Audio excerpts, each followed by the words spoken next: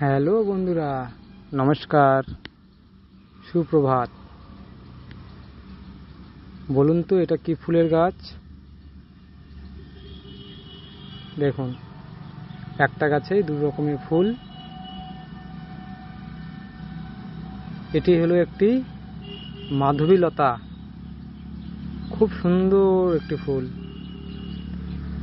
আপনারা আপনাদের বাড়ির আশেপাশে যে গেটের সামনে দুই জায়গায় এই ফুলটি লাগিয়ে রাখলে এত সুন্দর লাগবে। দেখুন কত সুন্দর।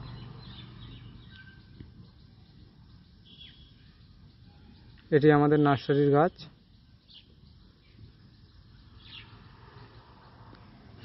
যদি কেউ নিতে চাও চলে আসবে কমলাই বটতলা ভ্যারাইটিস নার্সারি।